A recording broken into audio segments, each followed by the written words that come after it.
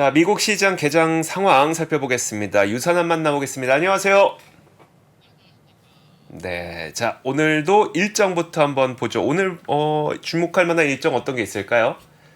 오늘은 사실 그렇게까지 중요할 만한 스케줄이 많지는 않고요. 사실 이번 주 내내가 굉장히 조용한, 어떻게 보면은 다음 주가 굉장히 중요한 스케줄들이 많죠. CPI부터 시작을 해서 이제 다음 주 FOMC 일정까지 어마어마하게 중요한 스케줄들이 많은데요. 이제 그것에 비례해서 이번 주는 좀 조용하게 넘어갈 예정입니다만, 그럼에도 불구하고 주목할 만한 스케줄은 역시 있긴 있겠죠. 그래서 제가 지금 주목하고 있는 스케줄은, 오늘은 ISM 관련해서 비제조업 고용지수, 이제 서비스 관련한 고용지수와 구매 관리자 지수가 발표가 되는데요. 저번에 제가 알려드렸던 제조업 지수 관련해서는 고용 관련한 데이터가 상당히 가격들이 낮아졌지만 제조업 자체는 좋아졌다라는 이야기가 있었지만, 이제 서비스 관련해서는 과연 어떻게 될지, 이런 부분들이 지표를 많은 사람들이 주목하고 있는 것으로 보이고요. 그리고 지난 주말 동안 사실 재미난 스케줄들이 좀 있었는데요.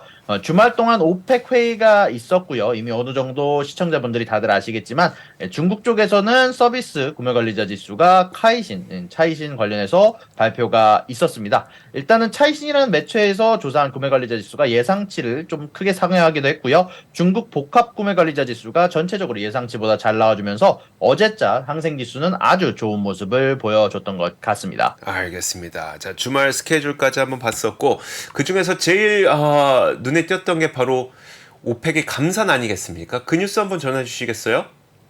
맞습니다. 일단 오펙에서 깜짝 감산을 했죠. 이제 많은 은행들의 예상이나 애널리스트들의 예상은 감산하지 못할 것이다. 러시아 쪽에서도 강하게 나왔기 때문에 감산하지 못할 것이다라는 이야기가 많았지만, 사우디가 자발적으로 자신 혼자만의 감산, 정확히는 1,000만 배럴 정도를 하루에 생산을 하고 있는데, 이거를 10% 감산한 100만 배럴을 감산하겠다라고 이야기를 하면서 지금 현재 유가가 크게 오르는 모습을 보여주고 있는데요. 유가가 크게 오름에 따라서 많은 분들이 투자하고 계시는 보일이란 ETF 혹은 천연가스 가격들도 같이 동시에 올라가고 있는 것으로 보여지고 있고요. 그리고 이 100만 배럴이라는 수치가 얼마나 큰지 좀 가만히 좀 잘 안 되는 분들을 위해서 좀 얘기를 해드리면, 이제 현재 평균적으로 약간 2022년도에 평균 하루 생산량이 약 9천만 배럴 정도인 걸로 감안을 했을 때, 약 전 생산량이 약 1%가 조금 넘는 수치를 감산하기로 발표를 한 거기 때문에요. 굉장히 커다란 수치의 감산으로 볼 수 있을 것 같습니다. 네, 알겠습니다. 그러니까 전 세계 지구에 있는 모든 국가들이 생산하는 원유의 양이 하루 약 9천만 배럴 정도인 거죠? 맞습니다. 그리고 사용하는 양도 사실 그렇게 크게 다르진 않더라고요. 사용하는 양도 대략 9천만 정도인데 여기에서 수급이 조금 바뀌는 거에 따라서 유가는 뭐 크게 오르고 크게 내리고 이렇게 되더라고요. 맞습니다. 이제 그것도 그렇고, 사우디 쪽에서 저렇게 감산할 여력이 있다는 거, 여러 가지 돈을 쓰거나 요즘 네옴시티 관련해서 여러 이야기가 있긴 하지만, 그럼에도 불구하고 80불까지 오르려고 아까 사실 일부에서 말씀해 주신 것처럼, 사우디 쪽에서는, 오펙 쪽에서는 유가를 80불까지 올리려고 하는 것 같은데, 이제 그런 것들을 위해서 혼자만의 자발적 감산, 10%까지 감산을 할 정도로 굉장히 커다란 노력을 하고 있는 것으로 보였어요. 유가 관련한 투자자들이 많이들 눈을 보고 있는 모습입니다. 네, 알겠습니다. 원유가 계속 오르게 될지 한번 봐야 될 것 같은데 또 오르게 되면 약간 또 우리가 걱정하는 부분도 생기니까요. 물가와 관련해서 한번 계속 지켜봐야 될 것 같습니다. 자, 그리고 주말 사이에 우리가 일단 부채 한도 협상 합의안이 이 하원과 상원 모두 다 통과했고 바이든 대통령이 서명을 했죠. 맞습니다. 이제 3일에, 이제 현지 시간으로 3일에 부채 한도를 상향하는 내용을 국가재정책임법에 서명을 했다고 이제 백악관이 발표를 했는데요. 이제 재미난 거는, 많은 사람들이 부채 한도를 우려할 때는 이제 또 다른 이야기지만, 이제는 저번에 제가 이야기했던 내용 중에 하나였던 디폴트 위기를 넘기면 이번엔 채권들이 대거 발행할 거기 때문에, 이제 재무부 쪽에서 자신들의 빈 재정을 위해서 많은 채권을 발행하기 때문에 구축 효과가 일어나서 이제 전 시장들의 유동성을 흡수하기 시작할 거다라는 이야기가 나오고 있는데요. 지금 현재 애널리스트들도 재미난 이야기들을 계속 나오고 있는데, JP모건 같은 경우는 광범위하게 이제 평범한 어느 정도 시장에서 돈이 빠져나갈지를 예상을 해봤을 때 약 유동성이 1조 1천억 달러 가까이 줄 것으로 예상을 하고 있고요. 그리고 JP모건은 국채 발행이 급증하면서 연준의 양적 기축 상황과 맞물려서 채권 수익률이 5%가량 더 떨어질 것이라고 예상을 하기도 했고요. 시티그룹 같은 경우도 S&P 500 지수가 두 달 동안 아마 5% 이상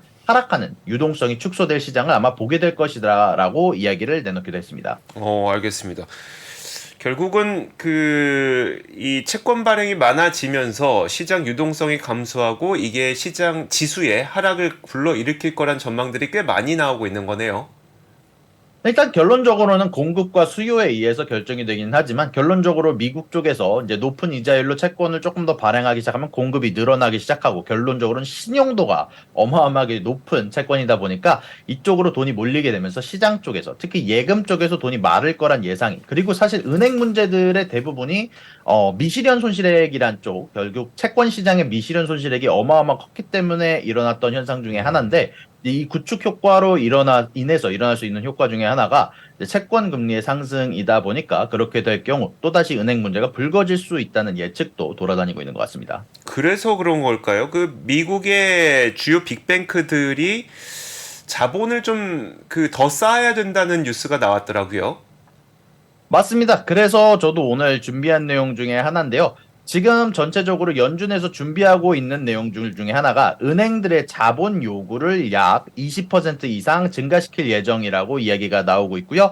그리고 중소규모 은행들에 관해서도 조금 더 커다란 제재 사항이나 이제 규제를 늘릴 거라고 지금 예측이 나오고 있는 상황입니다. 아직 정확하게 이 데이터가 나온 건 아니지만 최근에 있었던 여러 청문회나 여러 이야기를 들러서 봤을 때 은행들의 자본 요구 사항과 더불어서 이제 특별 금액이라고 하죠. 이제 최근에 보험료로 많은 금액을 썼으니까 큰 은행들에서 조금 더 커다란 유동성의 흡수도 있을 예정이라고 최근에 이야기들이 많이 나오기도 했습니다. 알겠습니다. 이렇게 시장의 유동성이 줄어들 것으로 예상이 되다 보니까 은행들도 그냥 있지 말고 너희 자본을 조금 더 쌓아놔. 그래야지 나중에 안전할 거야. 라는 요구들이 계속 나오고 있다는 거 한번 확인을 해봤습니다.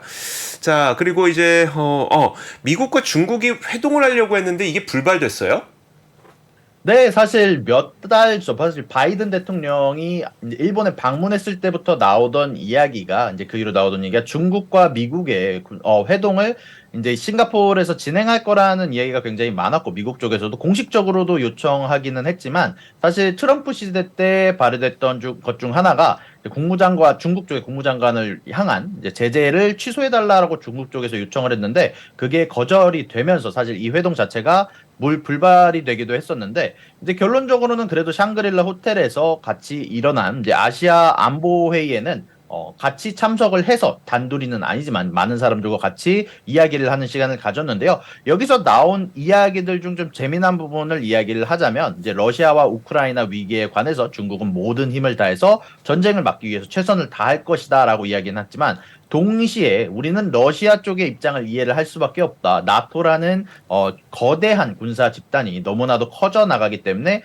러시아 쪽에서는 어쩔 수 없는 몸부림이기도 했으며 이제 나토에 대한 계속해서 커다랗게 불어나는 덩치를 조금씩 줄어나갈 때가 됐다라는 이야기도 하고 했고요. 그리고 대만에 관련한 이슈가 굉장히 커다랗게 떠올랐는데요. 이번에는 좀 이례적으로 미국과 캐나다가 원래는 한 달에 한 번 정도만 대만 해협을 통과를 하는데요. 이번에는 샹그릴라 일정에 맞춰서 대만 해협을 통과를 했다고 하는데 그것에 중국 쪽에서 반발을 해서 이번에 군함이 출동을 해서 전체적으로는 조금 위기가 부각되는 시기가 나왔었다고 이야기가 나오기도 했습니다. 알겠습니다. 이게 정치 문제이고 또 안보 문제이긴 한데 이게 또 조금 더 심해지면 경제로까지 번질 수도 있는 거라 좀 계속 뉴스 팔로우업을 해야 될 것 같습니다. 자, 다음으로 볼 거는 드디어 애플이 정말 VR 기기를 내놓을 것이냐. WWDC 세계 개발자 포럼이 이제 오늘 밤부터 본격적으로 열리죠. 맞습니다. 오늘부터 금요일까지 WWDC가 열릴 예정인데요. 이제 많은 사람들이 가장 크게 예상을 하는 게 애플의 MR 헤드셋이기도 하고요. 사실 이것에 이미 대항하는 대항마를 메타 쪽에서 발표를 함으로써 견제를 하기도 했기 때문에 어느 정도 기정사실로 굳어져가는 분위기인데요. 그럼에도 불구하고 많은 애널리스트들은 이런 것들 관련해서 아직은 회의적인 분위기를 갖고 있기도 합니다. 사실 VR기가 나온 지는 좀 됐지만 메타 쪽에서도 여러모로 이쪽 매출을 뚫어보려고 하기도 했지만 커다란 매출 상승이 없었어요. 그러다 보니까 이 애플 MR이 나오더라도 과연 뭐 어느 정도 시장에 반영을 던질 수 있을까라는 이야기가 있기도 하지만 일단은 만약에라도 애널리스트들이 모두들 동의를 하는 게 그럼에도 불구하고 이 VR 기기에 어느 정도 새로운 화두거리를 던질 수 있는 기업은 애플밖에 없다라고 얘기도 하면서 사실 이 애플 MR 헤드셋에 대해서 다양한 이야기가 나오고 있고요. 그리고 가격 자체가 사실 제가 듣기로는 이제 애널리스트 상에서 2,000불 정도대로 예상을 하고 있기 때문에 아마 좀 고급 기기가 될 것으로 예상이 되고 있고요. 그리고 이 애플 MR 헤드셋 말고도 다 재미난 이야기가 여러 가지가 나올 것으로 예상이 되고 있는데요. 그중 하나는 시리에 관련한 AI를 향상시킬 것이다. 앞으로 챗GPT처럼 약간 large language 모델이라고 하죠. 그런 쪽 AI를 애플 쪽에서도 개발하지 않을까라는 이야기가 돌고 있기도 하고요. 이제 시리 관련해서 업데이트를 하면서 매번 헤이 시리라고 이야기를 해야지 이제 시리가 발동이 되는데 이제 그런 것들 관련해서도 이제 좀 여러 가지 해결책이 나올 것이라고 예상이 되고 있습니다. 와, 참 우리가 그 어떠세요? 개인적으로 나올 것 같으세요, AR? 저는 MR 헤드셋이 나오기는 할 것 같은데요. 저는 개인적으로 VR 기기를 초창기부터 구입을 했던 사람으로서 사실 기기 자체가 굉장히 무겁거든요. 무겁고 땀나고 생각보다 쓰게 되면 멀미가 납니다. 일단 이런 부분들을 어느 정도 해결을 했는가. 그리고 결론적으로는 이 애플 관련한 헤드셋 기기가 배터리를 따로 착용하는 걸로 나올 것이라고 얘기를 하는데 이 배터리 자체의 용량은 얼마나 될 것인가. 이런 부분들이 사실 좀 커다란 관건이 될 거라고 생각이 드네요. 알겠습니다. 아니, 안 그래도 저는 현지에서는 그런 MR 기기, AR 기기를 좀 많이 사용하는지가 궁금하거든요. 우리나라에서는 거의 뭐 오락실에 놀러 가거나 아니면 어디 놀이동산 갔을 때 AR 체험 정도로 사용을 하고 있기 때문에 현지는 좀 분위기가 다른가요? 미국 내에서 분위기도 그렇게 틀리지는 않습니다. 이제 저 같은 경우는 얼리 아답터 중 하나라서 VR 기기를 구매를 하기는 했지만 사실 전체적으로 게임 시장이나 뭐 영화 시장에서 VR 기기를 사용하는 컨텐츠 자체가 많지는 않은 상황이기 때문에 사실 VR 기기가 뭐 얼리 아답터들 혹은 뭐 여러모로 전자기기를 좋아하는 사람들 빼고는 아직 커다랗게 수요가 증가하고 있는 상황은 아닙니다. 알겠습니다. 자, 그리고 오늘 뭐 기업별로 뉴스 전해주실 거 있죠? 테슬라 뉴스도 나왔어요. 네, 맞습니다. 테슬라 관련해서는 좋은 뉴스가 나왔는데요. 이제 5월 동안 중국에서 만드는 EV의 판매량이 2.4%가량 증가했다라는 뉴스가 있고요. 이걸 저번 주 금요일 날 제가 알려드린 뉴스와 혼합을 하면은 최근에 BYD 같은 경우는 좋은 모습을 보여주고 있고 테슬라도 좋은 모습을 보여주고 있지만 반대로 니오는 시장에 좀 자리를 좀 잃어가고 있다라는 뉴스가 있었던 만큼 지금 중국 쪽에서의 전기차 전쟁이 굉장히 치열해지고 있는 것 같고요. 그리고 아마존 같은 경우는 사실 금요일 날 좀 커다란 뉴스가 발표가 되면서 전체적으로 통신주가 폭락하는 모습이 나왔는데 이번 주 일요일 날 아마존이 공식 입장을 내놨습니다. 이번에 나돌고 있는 뉴스는 정확하게 말하면 아직까지는 우리가 계획에 없다라고 얘기를 하면서요. 아마존 쪽에서는 통신에서 여러 가지 뭐 핸드폰 관련한 통신주 쪽의 역할을 아마존이 대신할 거다라는 거에 대해서 지금 당장은 생각이 없다라고 일축하면서 전체적으로 아마 통신주들이 오늘은 보합권으로 이르지 않을까라고 생각을 하고 있고요.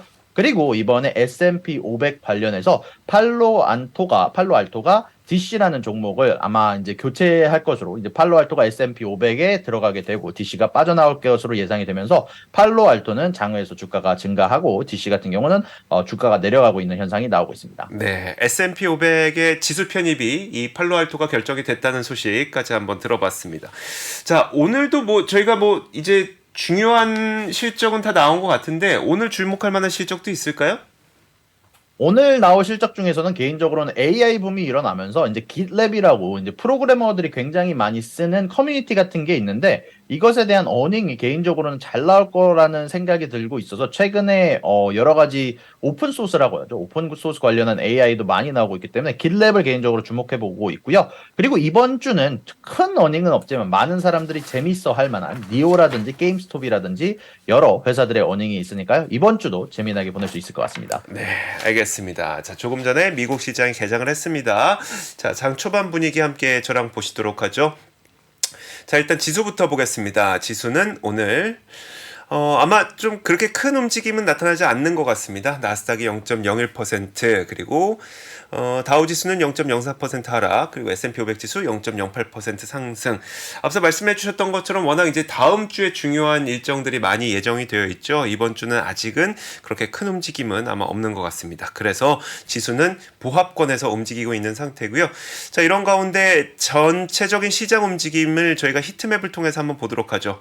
일단 가장 눈에 띄는 점은 바로 이쪽입니다. 원유 관련주들, 엑손모빌, 쉐브론, 화면 함께 보여주시죠.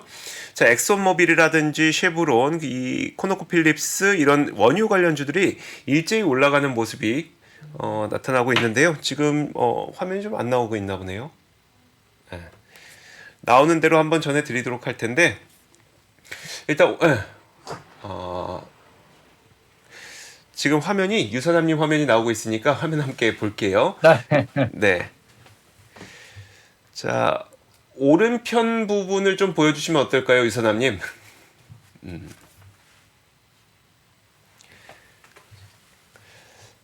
자, 지금 나오고 있습니다. 지금 나오고 있는 것처럼 원유 관련주들 엑소모빌 1.2% 올라가고 있고요. 쉐브론 1.1% 오르고 있습니다. 이게 바로 이제 그 주말 사이에 사우디가 감산을 한다고 하면서 유가가 오르자 이렇게 된 거죠. 자, 그리고 다른 종목 한번 살펴보게 되면요. 그 애플 지금 1% 넘게 올라가고 있는 현상 나타나고 있어요. 애플은 이제 아무래도 개발자 회의에서 새로운 신제품을 내놓지 않을까. 이게 뭐 팔린다고 하더라도 가격이 비싸기 때문에 B2B로 몇 대 안 팔 거라는 전망들이 좀 나오고 있는데 어쨌든 이제 신제품에 대한 그 욕구가 굉장히 많은 상태였었잖아요. 그러다 보니까 이게 시장에서는 좀 많은 기대감을 갖고 있는 것 같습니다. 이 기대감과 함께 애플의 주가 1% 넘게 오르고 있는데, 자, 이게 아무래도 이제 그 사상 최고가를 경신하는데 도움을 줄 수 있지 않을까라는 이 전망들이 좀 나타나고 있습니다. 자, 테슬라 오늘도 역시 잘 나가고 있습니다. 2.8% 정도 상승하고 있는 상태이고요.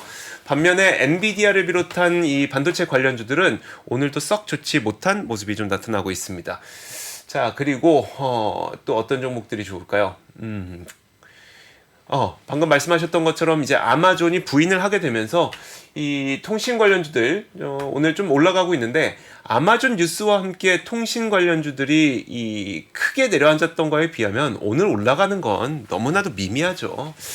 그렇게 크게 때려놓고 지금 조금 올라간 것 같다가 좋다고 볼 수는 없겠죠. 자, 이런 움직임들이 좀 나타나고 있고요. 자, 화면은 계속 안 되나요? 자, 화면 한번 확인해 주신다고 합니다. 화면 나오는 대로 또 조금 더 전해드리도록 하죠. 사실 저는 오늘 좀 보고 싶은 건 이팸에 대해서 왜 이렇게 주식이 하락하냐라는 이야기를 하셨는데 이팸 지금 장 초반 15% 정도 하락하고 있거든요. 이팸의 실적이 나왔습니다.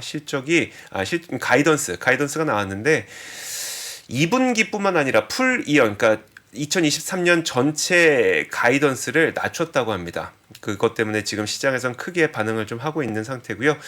사실 디즈니가 시간의 거래에서는 좀 좋았었거든요. 디즈니의 움직임을 한번 살펴보자면 지금은 그렇게 크게 좋진 않은데 디즈니의 경우에는 소니 스파이더맨 신작이 공개가 됐어요. 이 어크로스 더 유니버스라는 이름으로 우리나라에서는 개봉을 할 텐데 개봉 첫 주말 1억 2천만 달러를 벌었다고 합니다. 근데 가디언즈 오브 갤럭시 가오갤 3가 5월 초에 개봉을 했었잖아요. 이게 1억 1,400만 달러를 기록했었는데 이게 올해 개봉한 영화 가운데 2위를 기록했던 영화라고 합니다. 그러니까 소니의 스파이더맨 신작이 1억 2천만 달러니까 가오갤보다 더 많이 번 거잖아요. 그러니까 이게 올해 2위 내지는 1위까지도 넘볼 수 있지 않겠느냐라는 기대감이 좀 있는 것 같고요. 또 인어공주도 얼마 전에 개봉했죠. 뭐 논란의 여지는 있습니다만 지금 신작 영화들이 연이어서 계속 개봉을 하고 있다 보니까 디즈니에 대한 기대감이 조금은 있는 것 같습니다. 근데 여러분들 아시겠지만 디즈니가 지금 안 좋은 이유는 딱 한 가지죠. 디즈니 플러스 OTT가 지금 힘들기 때문인데 이 OTT가 회복되지 않는 이상 이 디즈니는 좀 회복하기는 그렇게 쉽지는 않을 것 같습니다. 디즈니 한번 살펴봤고요. 방금 우리가 짚어봤었던 S&P 500 지수 내 편입이 결정된 팔로알토 네트워크스 한번 보도록 하겠습니다. 자, 이제 S&P 500 지수에 편입이 되면 수많은 그 패시브 자금들이 유입이 되겠죠. 이 기대감과 함께 팔로알토 네트워크스의 주가는 오늘 장 초반부터 4.46% 정도 오른 채 움직이고 있습니다. 자, 장 초반 분위기 한번 유사남님께서도 살펴봐 주시겠어요? 네, 지금 현재 장 분위기 자체가 말씀해 주신 것처럼 통신주들은 약간의 보합권으로 가고 있지만 저번에 떨어진 거에 비하면 커다란 상승이 아닌 것으로 보이고요. 애플 같은 경우는 WWDC에 의해서 지금 현재 주가가 부양되고 있는 것으로 보이고 오늘 아까 말씀드렸던 것처럼 유가 관련주들, 에너지 관련주들이 좋은 모습을 보여주고 있습니다. 이제 좀 재미나게 볼 만한 부분들은 사실 오늘 전체적으로 테슬라 쪽이랑 전기차 관련주들은 어느 정도 소식에 따라서 테슬라가 이제 생각보다 이제 판매 대수가 좋았다는 소식에 따라서 테슬라를 포함한 몇몇 전기차들이 오르고 있는 것으로 보이고요. 그리고 은행주들 같은 경우는 뭐 아직까지는 별 움직임이 없는 것으로 보이네요. 알겠습니다. 사실 은행주들은 자본을 더 확충하라고 한다면 본인들의 실적에서 이제 충당금을 더 쌓게 되니까 실적은 약간 안 좋을 수는 있는 거죠. 네, 맞습니다. 사실은 앞으로 더 이제 여러모로 자본에 대한 여유를 둬야 되기 때문에 투자 금액 자체가 줄어들 수 있고 그에 따라서 전체적으로 수익성이 줄어들 수 있는 환경이 마련될 수도 있고요. 그리고 오늘 아직 다루지는 못하고 끝날 것 같지만 오늘 사실 모건 스탠리 같은 경우는 이제 앞으로 S&P 관련해서 전체적인 수익의 하락이 있을 것 같다, 어닝의 하락이 있을 것 같다라고 경고를 하면서 아마 추가적인 주식의 하락이 있을 수도 있다고 경고를 하게 했기 때문에 전체적으로 시장 분위기 자체는 아무래도 다음 주 이후에 좀 더 결정이 되지 않을까라고 생각을 하고 있습니다. 네, 알겠습니다. 자, 오늘 마무리 짓기에 앞서서 잠시 화면 한 가지만 더 보도록 하죠. 그 미국 시장에서 가장 뜨겁게 그러니까 트렌드가 가장 뜨겁게 올라가고 있는 종목들을 보여주는 사이트를 제가 지금 틀어놓고 있는데 그 중에 1위를 차지하고 있는 게 무슨 종목일까요? 바로 애플입니다. 애플 뭐 WWDC에서 어떤 결과가 나올지 모르겠습니다만 어쨌든 이제 애플은 계속 사상 최고가를 경신을 하려고 하죠. 오늘 장 마감 종가까지 이 분위기가 계속 이어진다면 아마 사상 최고가를 오늘 경신할 가능성이 상당히 높아져 있는 상태입니다. 지금은 183.27달러 정도로 움직이고 있기 때문에 애플 주주분들도 상당히 많으시죠. 애플 주주분들 축하드립니다. 사상 최고가 경신 한번 노려보자고요. 자, 이렇게 큰 종목들까지 지금 사람들의 SNS나 이런 데서 많이 이야기가 오고 가고 있으니까 여러분들께서도 한번 이런 큰 종목들도 계속 보시면 좋을 것 같습니다. 자, 이렇게 저희가 개장 초반 분위기 살펴봤습니다. 유선남님과 함께 했고요. 오늘도 도움 말씀 고맙습니다. 감사합니다. 네. 자, 저희 굿모닝 글로벌도 여기서 인사를 좀 드리도록 하겠습니다. 저희는 내일 현충일인 만큼 하루 쉬고 그 다음 날인 수요일에 돌아오도록 할게요. 여러분들 좋은 밤 그리고 좋은 휴일 보내시고 수요일에 뵐게요. 고맙습니다. 시간이 흘러도 변하지 않는 여러 가지 원칙과 사고 체계는 존재하거든요. 대가들의 사고 체계, 투자 기법이 아니라 생각의 방법. 그런 거를 분해를 해서 재구성을 해서 하나의 어떤 틀로 조합을 하는 과정이 필요한 것 같다. 라쿤 자산운용 홍진채 대표의 거인의 어깨에 19년간 초과 수익을 달성한 그가 어떻게 주식 대가들의 투자법을 활용했는지 이 책에서 최초로 공개합니다. 대가들의 검증된 투자법을 여러분의 눈으로 직접 확인하시죠.